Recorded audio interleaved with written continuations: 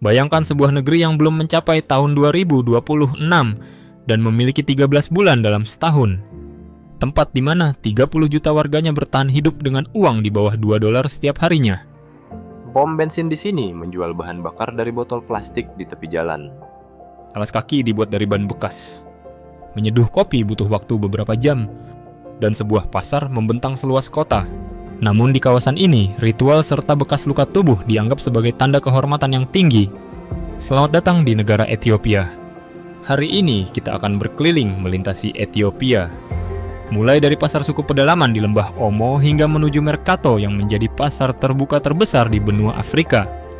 Kita akan melihat secara langsung apa makna $2 sehari di sebuah dunia dengan tatanan aturan hidup yang sangat berbeda.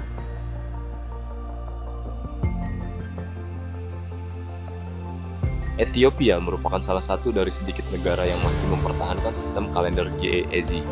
Setahun terdiri dari 13 bulan, di mana 12 bulan pertama memiliki 30 hari, dan bulan terakhir hanya memiliki 5 atau 6 hari saja. Saat seluruh dunia sudah berada di tahun 2026, sebagian besar warga Ethiopia masih hidup di tahun 2018 menurut kalender lokal mereka. Menghitung waktu pun sangat berbeda. Hari baru dimulai saat matahari terbit, yang berarti pukul 6 pagi waktu global dianggap sebagai tengah malam di wilayah ini. Kehidupan warga jauh lebih terikat pada pergerakan matahari dan pertanian daripada ritme industri. Ethiopia juga menjadi satu dari segelintir negara di benua Afrika yang belum pernah dijajah sepenuhnya. Namun di balik semua keunikan itu tersimpan sebuah kenyataan pahit. Sekitar 30 juta jiwa bertahan hidup dengan uang kurang dari $1 sehari, atau sekitar $60 sebulan seumur hidup. Sebagian masalah ini disebabkan oleh sistem lahan. Semua lahan merupakan hak milik negara. Masyarakat tidak bisa memilikinya secara pribadi atau menjadikannya jaminan. Sehingga kaum petani terjebak dalam pertanian subsisten selama beberapa generasi. Kesenjangan ekonomi makin jelas saat kita memantau harga barang. Secangkir kopi Buna dihargai sekitar $1 hingga $2. Roti putih harganya nyaris $2. Makanan sederhana membutuhkan dana $4. Hampir setara upah kerja 2 hari bagi kaum buruh. Seliter susu dihargai lebih dari $1. Dan selusin telur mendekati angka $2. Sementara itu, Mata uang bir kehilangan 18% nilainya dalam kurun setahun. dan tingkat inflasi bertahan di angka 12%. Rata pendapatan penduduk perkotaan hanya menyentuh angka 150 hingga $200 setiap bulannya.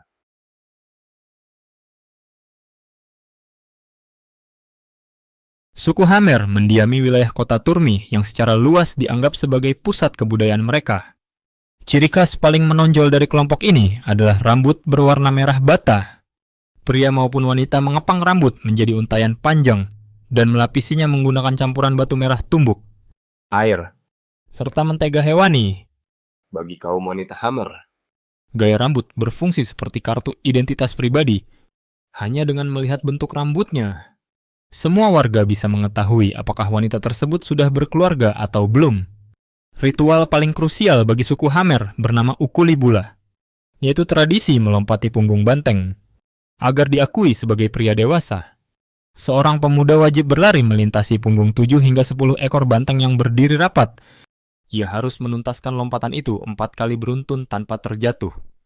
Jika berhasil, Barulah ia mendapat izin menikah dan menjadi anggota penuh di dalam komunitas tersebut. Para kerabat wanita dari keluarga pemuda itu, mulai dari saudara kandung, sepupu, sampai bibi, dengan sukarela mendekati Maza. yaitu kelompok pria yang sudah berhasil menyelesaikan ritual. Mereka meminta agar punggungnya dicambuk dengan dahan tipis. Tidak ada unsur paksaan sama sekali di sini. Tidak ada yang lari. Mereka berdiri tegak dan hampir tidak menunjukkan rasa sakit. Bekas luka tersebut akan bertahan seumur hidup. Namun bagi suku Hamer, Luka ini bukanlah tanda dari sebuah kekerasan. Ini adalah wujud komitmen mendalam yang sengaja diukir di tubuh. beberapa tahun setelahnya, Jika wanita itu mengalami masa sulit, ia bisa meminta bantuan kepada pria yang dulu membuatnya rela menahan rasa sakit akibat cambukan. menurut aturan adat istiadat setempat, Sang pria wajib menolongnya. Di lingkungan masyarakat yang hidup tanpa layanan bank, asuransi, atau sistem kesejahteraan sosial. Bekas luka itu menjadi jaminan masa depan. Bagi suku Hamer, ini sama sekali bukan penyiksaan, melainkan sebuah cara menunjukkan rasa setia, pengorbanan, dan ikatan keluarga seumur hidup.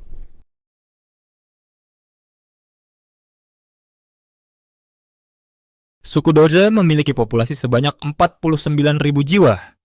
yang tersebar di lereng gunung dan wilayah lembah selatan Ethiopia. Banyak penduduk harus berjalan kaki selama beberapa jam untuk mencapai area pasar ini. Karena pasar hanya diselenggarakan sekali dalam seminggu. Tempat ini bukan sekadar titik transaksi perniagaan, Melainkan juga acara sosial paling penting bagi masyarakat. Daun kopi hijau segar, bukan biji kopi hasil panggangan seperti yang dikenal oleh penduduk dunia. melainkan daun kopi segar. Suku Doge menumbuk dedaunan ini Merebusnya menggunakan air panas. dan meminumnya persis layaknya teh. Cita rasanya sangat ringan, Beraroma tanah. Dan sama sekali berbeda dari espresso pekat yang menjadi ciri khas negara Ethiopia. Bir tradisional setempat dibuat dari campuran malt jagung dan jelai. Melalui proses fermentasi sekitar 3 hari lalu, disimpan dalam wadah labu kering buatan tangan. Minuman ini bukanlah bir seperti pada umumnya. Teksturnya sangat kental Pekat. Penuh dengan bulir serealia. dan lebih terasa menyerupai sajian sup hangat dibanding minuman beralkohol. Kadar alkoholnya amat rendah. Namun minuman ini mampu mengenyangkan perut dengan cepat berkat nutrisi gandumnya. Ada satu aturan khusus di lokasi ini. Labu minuman hanya dibagikan di antara mereka yang saling mengenal dengan akrab. Di bawah rindangnya pohon sekitar, kelompok wanita tua duduk melingkar sembari minum, berbincang. Dan tertawa santai. Mereka bertindak sebagai pusat informasi penting bagi seluruh penghuni desa. Tidak jauh dari sana terdapat lokasi merokok tradisional. Sebuah balok berisi tembakau kering. Pot tanah liat kecil. Dan tanduk banteng berlubang difungsikan sebagai ujung isapan rokok. Para pengunjung bergantian mengisap pipa bambu panjang. Kebiasaan merokok bersama ini telah hidup selama beberapa generasi. Meski para pakar kesehatan modern melarang kegiatan berbagi pipa karena berisiko, bagi penduduk lokal hal ini adalah interaksi akrab dan wajib. Ada di setiap acara kumpul mingguan mereka. Apa yang menurut Anda paling menonjol dari pasar tradisional ini? Apakah bahan daun kopinya? Bir lokalnya. Atau cara para warganya berinteraksi satu sama lain? Silakan komentar di bawah karena saya ingin mengetahui pendapat Anda. Apabila Anda ingin berkunjung ke desa tersebut, silakan tulis angka 1 pada kolom komentar.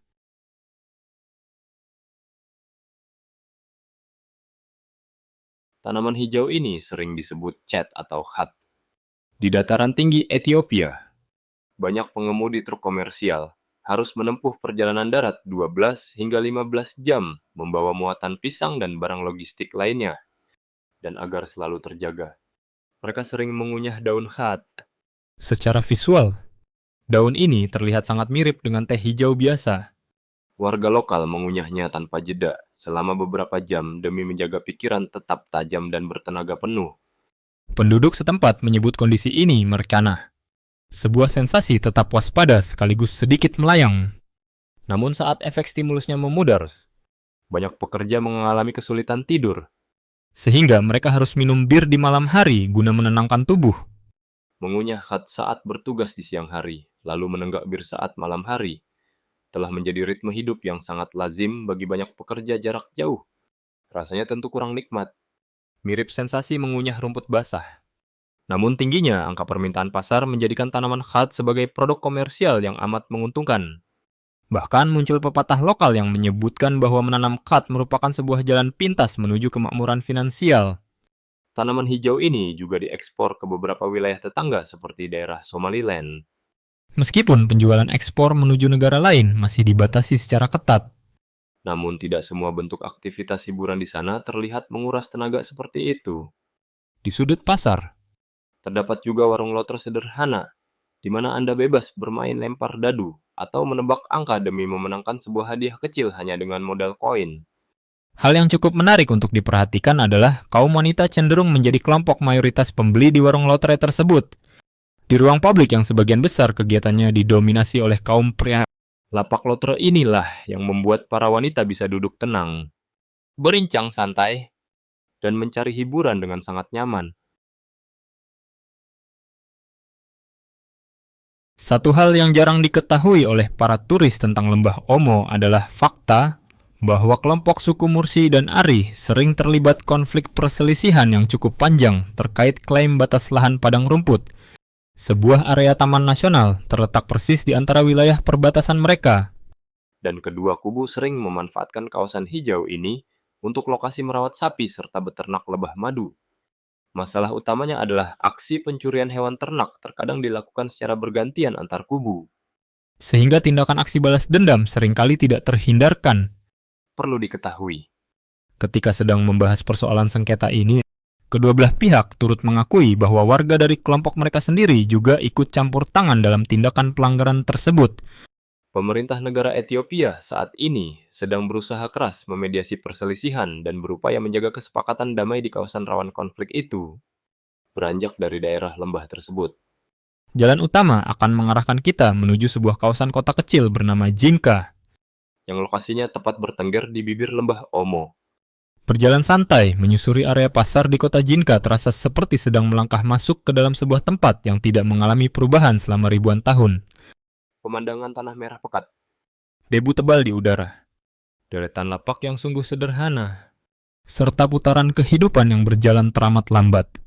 Suasananya membuat pengunjung merasa seolah sedang melihat bentuk asli pasar kuno kawasan Timur Tengah maupun Afrika Timur di masa lalu. Dan ketika Anda berdiri diam di tengah Jinka, Anda pasti bisa merasakan atmosfer jejak sejarah panjang yang masih tersisa di kota unik ini. Sebuah pemukiman kota kecil di kawasan dataran tinggi mulai berdenyut dan hidup sejak Sabtu pagi. Bagi warga komunitas Hammer dan Bana, momen ini adalah hari yang paling krusial dalam sepekan, karena pasar lokal hanya beroperasi 1 kali setiap minggunya. di area komersial ini keberadaan uang tunai bukanlah instrumen yang paling utama. Faktanya, tidak banyak jenis barang yang bisa dibeli dengan menggunakan lembaran uang tunai. Nilai kekayaan yang sebenarnya justru melekat pada jumlah kepemilikan hewan ternak. Khususnya untuk jenis kambing dan sapi. Harga kambing relatif jauh lebih murah serta lebih gampang ditransaksikan. Sehingga fungsi hewan mamalia ini hampir menyerupai fungsi mata uang sah dalam rutinitas keseharian warga. Di tengah padat dan ramainya aktivitas pasar, untaian tali anyaman kecil sering terlihat dioper langsung dari satu tangan ke tangan yang lain. Inilah metode tradisional komunikasi suku Hammer dalam mengirimkan kabar undangan untuk acara perayaan upacara kedewasaan pemuda yang akan segera datang. Setiap tali yang diberikan sama sekali bukan bentuk undangan kertas biasa, melainkan seutas potongan bahan kulit hewan yang sengaja dianyam membentuk tepat 17 simpul ikatan.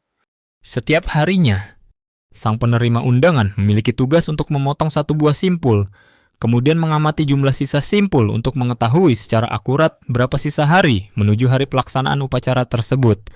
Sebuah metode perhitungan durasi waktu yang sangat sederhana, namun terbukti jelas dan syarat akan nilai penghormatan tinggi. Pada periode yang sama, Selama rentang beberapa minggu sebelum perayaan upacara kedewasaan dilaksanakan, para calon pemuda yang bersiap memasuki tahap kehidupan baru ini wajib memakai sebuah aksesoris simbol kecil bernama boco. benda unik ini merupakan ukiran kayu buatan tangan yang rutin dikenakan sebagai tanda pengenal visual. Di wilayah bagian selatan Ethiopia, hidup subur sebuah spesies tanaman unik yang sekilas memiliki bentuk sangat identik dengan wujud pohon pisang. Namun fungsi utamanya memainkan peran yang sangat bertolak belakang dalam menunjang hidup keseharian masyarakat. Tanaman berdaun lebar itu sering dinamakan pisang palsu. Atau enset. Walaupun pohon ini tidak mampu menghasilkan satu buah pun, Tanaman ini sukses diandalkan sebagai basis sumber makanan pokok utama yang berhasil menyediakan pakan bagi jutaan perut manusia. teknik pengolahan makanan ini pun tergolong sangat istimewa. Bagian batang pohon akan ditebang, Kemudian dibalut menggunakan balutan dedaunan lebar.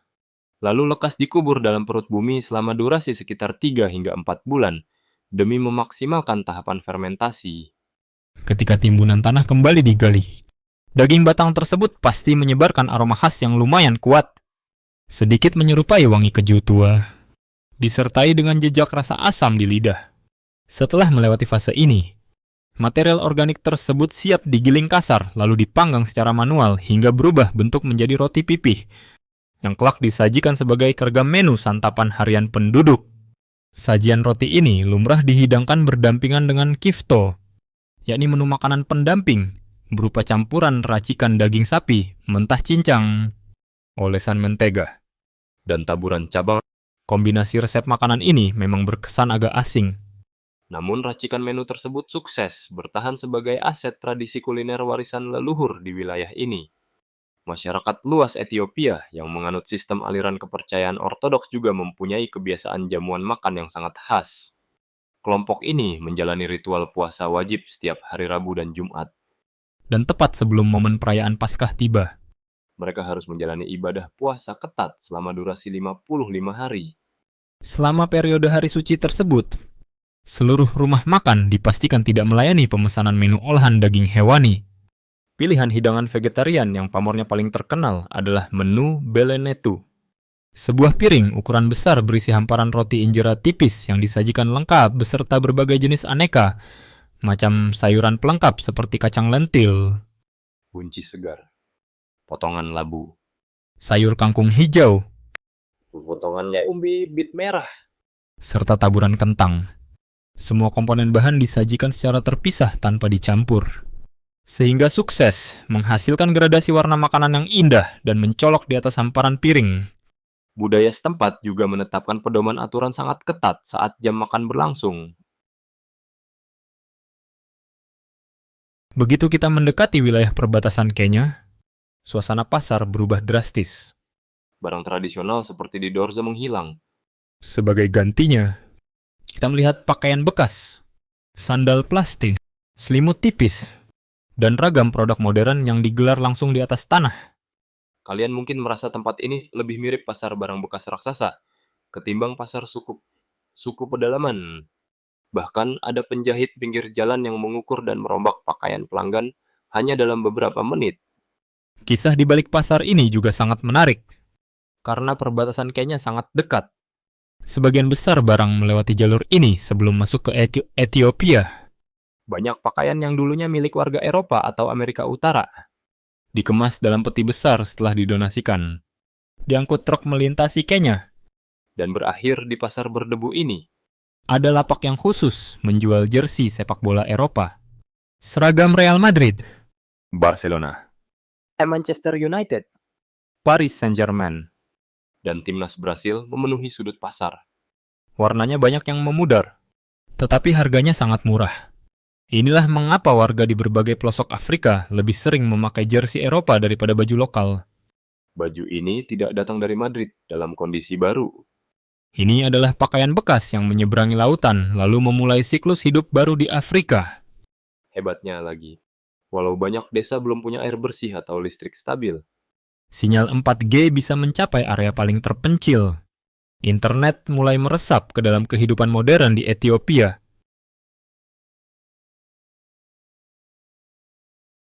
Di tepi jalan, kalian bisa melihat pria memegang botol plastik berisi bensin. ini adalah bentuk pom bensin yang paling umum di Ethiopia.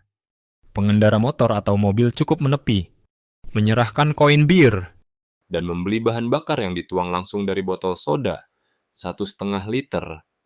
Tidak jauh dari situ, ban bekas disulap menjadi alas kaki.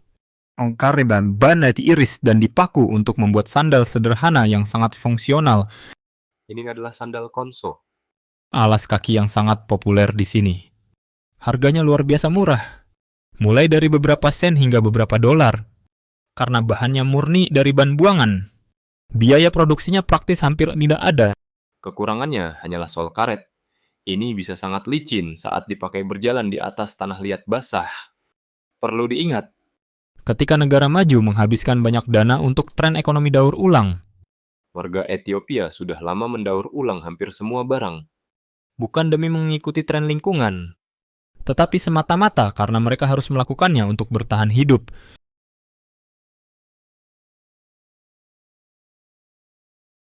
Hal paling mengejutkan di pasar pedalaman ini adalah banyaknya anak kecil yang menggunakan telepon seluler. Mayoritas memang ponsel tombol sederhana, namun cukup unik melihat anak berpakaian adat, berdiri di tengah pasar bertanah merah sambil menelepon. Di ujung pasar, Ada lapak khusus yang menjual ponsel. Merek paling laku adalah Camon. ponsel murah buatan Tiongkok yang didatangkan melalui Kenya. Perangkat ini dirancang khusus untuk pedesaan Afrika. Tombolnya besar, Baterai awet, senter terang, dan punya 4 slot kartu SIM karena banyak daerah hanya menangkap satu jaringan secara bergantian. harganya cuma sekitar $14. Ini adalah paradoks yang menarik di Ethiopia. Banyak desa belum punya listrik atau air bersih. Tetapi sinyal 4G menjangkau area perbukitan, Masalah terbesarnya bukan membeli ponsel. melainkan mencari tempat untuk mengecas baterai. Warga lokal punya solusi cerdas. Beberapa keluarga yang memiliki panel surya kecil mengizinkan seluruh penduduk desa untuk mengisi daya ponsel bersama setiap harinya. Panel tersebut berubah menjadi stasiun listrik komunitas. Tepat di sebelah lapak ponsel, Ada pedagang yang menawarkan perhiasan manik cangkang kerang. dan tanduk upacara. Di satu sisi ada teknologi modern.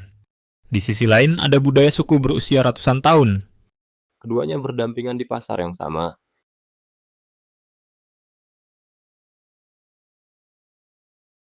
Masuk lebih dalam ke pasar akan membawa kalian ke area ternak.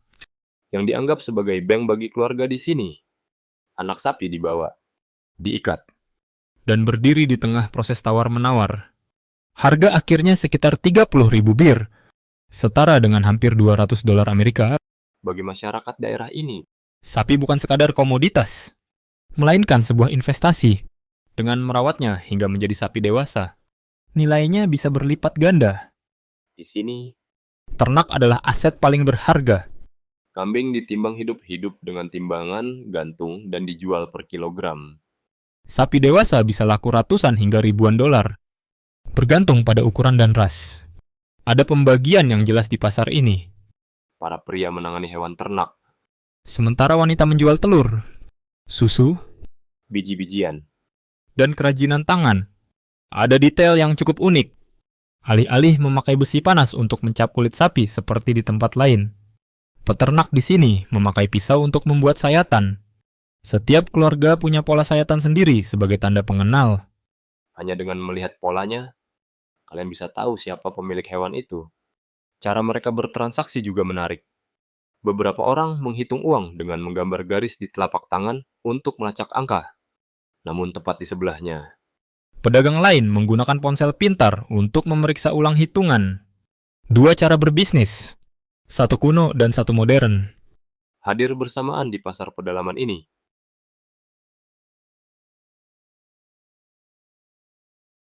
Gaya busana di pasar ini adalah perpaduan dari berbagai dunia.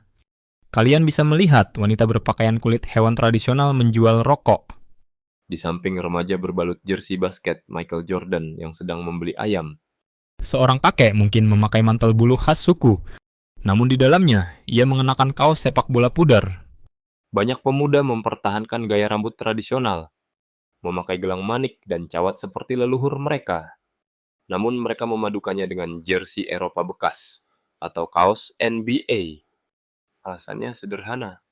Pakaian adat harganya mahal dan butuh waktu lama untuk dibuat, sedangkan baju bekas impor harganya murah dan mudah didapat. Jika diperhatikan, pasar ini terbagi berdasarkan gender, Area ternak diurus pria, sementara lapak telur, susu, sayuran. dan rempah dijalankan oleh wanita. Pembagian ini telah ada selama beberapa generasi. Fitur paling mencolok mungkin adalah rambut merah wanita Hammer. Tanah liat merah dari gunung di utara dicampur dengan mentega, lalu dioleskan ke rambut. Wanita yang sudah menikah mengepang rambutnya menjadi untayan panjang. Dan di bawah sinar matahari, Rambut itu seakan bersinar dengan warna yang sangat khas.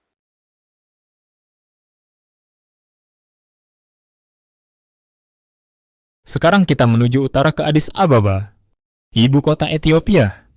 Tempat berdirinya Mercator, pasar terbuka terbesar di benua Afrika. Awalnya, Pasar ini direncanakan sebagai bagian dari kebijakan pemisahan penduduk yang menyingkirkan warga Ethiopia ke pinggiran. Namun setelah merdeka, masyarakat kembali dan mengubahnya menjadi pusat ekonomi terpenting kota ini. Skala Mercator sulit dibayangkan. Ratusan ribu orang berlalu lalang setiap harinya. Pasar ini membentang sekitar 6 mil persegi. Banyak pedagang tinggal langsung di lapak mereka. Berbisnis sekaligus menetap di sana. Ayam hidup dijual secara eceran, dengan transaksi yang diselesaikan langsung di tempat. Ada detail budaya yang mengejutkan banyak turis. Warga Ethiopia, baik ortodoks maupun muslim, tidak makan babi. Ini berkaitan dengan kisah kitab suci tentang iblis yang merasuki kawanan babi, lalu menggiring mereka ke air. Membuat babi dianggap najis. Gereja Ethiopia juga mempertahankan banyak aturan makan yang mendekati tradisi Yahudi kuno. Jika masuk ke gereja, kalian akan melihat aturan tertentu masih dijaga ketat. Semua orang harus melepas sepatu sebelum masuk. Pria dan wanita duduk terpisah selama ibadah. Catatan praktis. Area ini sangat padat dan pencopotan adalah masalah nyata. Saat berjalan di keramaian, langkah teraman adalah memegang tas di depan dada. Bukan menggendongnya di punggung.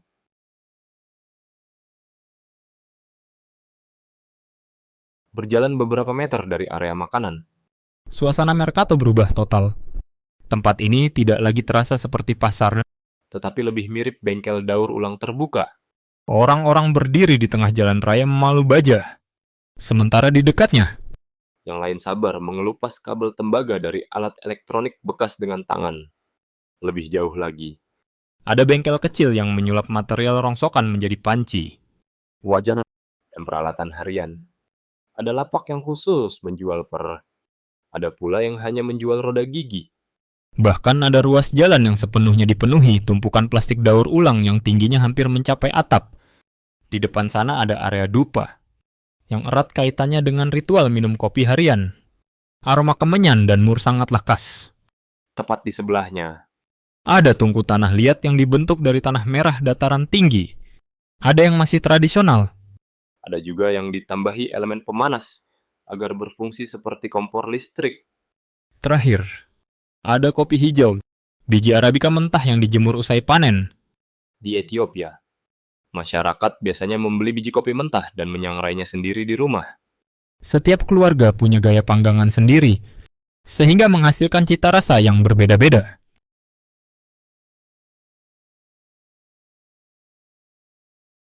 Perjalanan ditutup di sebuah jalan rempah istimewa di Mercato Yang sudah ada sejak tahun 30-an. selama hampir 1 abad. Tempat ini hanya menjual bumbu herba, cabai, dan rempah. Beberapa lapak bahkan telah diwariskan hingga 4 generasi. Begitu kalian masuk, Aromanya langsung menyergap. kapulaga, Jahe kering, timi, rosemary, jintan putih. dan jintan hitam ada di sini. Yang paling menonjol adalah berbere. Bumbu esensial Ethiopia yang hadir di setiap rebusan tradisional, rasanya pedas Harum, dan merah pekat. Warga Ethiopia selalu berkata, tanpa berbere, masakan mereka tidak ada artinya. sebagian besar rempah ini ditanam di dalam negeri. Tanah vulkanis dan iklim dataran tinggi yang kering menghasilkan rasa yang unik. Namun membuat aromanya begitu pekat sampai pengunjung baru sering terdiam sejenak. Hanya berjarak singkat dari Mercato, Addis Ababa berubah menjadi dunia yang sangat berbeda. distrik Bole adalah rumah bagi kaum kaya, Pengusaha politisi. dan diplomat. Ini adalah apartemen mewah dengan harga sewa mencapai ratusan dolar per malam. Dilengkapi jacuzzi, perabot modern, dan penjagaan ketat. Namun kesenjangannya sangat mencolok. rata-rata pekerja kota hanya mendapat penghasilan sekitar 147 hingga 199 dolar sebulan. Sementara apartemen mewah bisa menghabiskan gaji mereka selama bertahun-tahun. Dua dunia hidup berdampingan di satu kota. Mercato dengan kehidupan kelas pekerja dan pasar tradisional. Dan Bole dengan kemewahan modern. Menciptakan celah besar dalam gaya hidup dan masa depan. Ethiopia tidak mudah disimpulkan dengan satu label saja. Di sini, Ada masyarakat yang bangga pada hal yang mungkin tidak dipahami dunia luar. Ada penduduk yang hidup dengan sandal ban bekas dan tetap merasa terpenuhi, ada kopi yang butuh berjam-jam untuk diseduh, bukan karena lambat. tetapi sebagai cara untuk saling mendekatkan diri. Apa yang paling membuat kalian terkesan? Sanggupkah kalian hidup di sini dengan $2 sehari? Bagikan pendapat kalian.